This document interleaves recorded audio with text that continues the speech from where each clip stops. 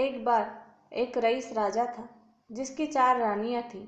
वो अपनी चौथी रानी को सबसे ज़्यादा प्यार करता था और उसे महंगे कपड़ों से लादे रखता था और बेहतरीन खाना खिलाता था। वो उसे केवल सबसे अच्छा देता था। वो अपनी तीसरी पत्नी से भी बहुत प्यार करता था और उसका आसपास के राज्यों में बखान करता था, मगर उसे डर था कि वो एक दिन उसे किसी और के लिए छोड़ देगी। वो अपनी दूसरी पत्नी से भी प्यार करता था और वो उसकी हमरास थी और उसके साथ हमेशा सहानुभूति, इज्जत और धैर्य से रहती थी। जब भी राजा को कोई परेशानी होती तो उसे बताता ताकि राजा को उस परेशानी का हल बता सके। राजा की पहली पत्नी राजा की सबसे वफादार थी और राज्य और उसकी दौलत बढ़ाने में बहुत मदद करती थी, मगर वह अपनी पहली पत्नी से प्यार नहीं करता था।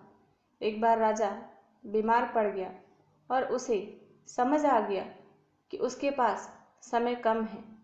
इसलिए उसने अपनी चौथी पत्नी से पूछा कि मैंने सबसे ज़्यादा प्यार तुमसे किया है और तुम्हें सबसे बेहतरीन चीज़ों से नवाजा है और तुम्हारा सबसे ज़्यादा ख्याल रखा है। अब जब मैं मरने जा रहा हूँ, क्या तुम मेरा साथ देने के लिए मेरे साथ चलोगी? तब उसकी चौथी पत्नी ने जवाब दिया कि बिल्कुल नहीं। उसकी बात राजा के दिल को छुरी जैसी चुभी। अब दुखी राजा ने अपनी तीसरी पत्नी से पूछा कि मैंने सारी जिंदगी तुमसे प्यार किया, अब मैं जा रहा हूँ, क्या तुम मेरे साथ चलोगी? नहीं, ऐसी तीसरी पत्नी ने जवाब दिया, जिंदगी बहुत अच्छी है और जब तुम मरोगे तो मैं दोबारा शादी करूँगी। अब राजा का दिल बैठ गया था और ठंडा पड़ गया था। फिर उसने अपनी दूसरी पत्नी से पूछा, मैंने हमेशा ज़रूरत के वक्त तुमसे मदद मांगी और तुमने भी हमेशा मेरा साथ दिया है।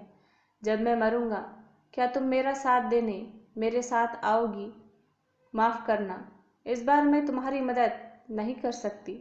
दूसरी पत्नी ने जवाब दिया, ज़्यादा से ज़्यादा मैं तुम्हें तुम्हारी कब्र तक छोड़ सकती हूँ। उसका जवाब बिजली की तरह राजा को लगा और वो बेहद दुखी हो गया। तभी एक आवाज़ आई, मैं आपके साथ चलूँगी और आप जहाँ जाएंगे वहाँ चलूँगी।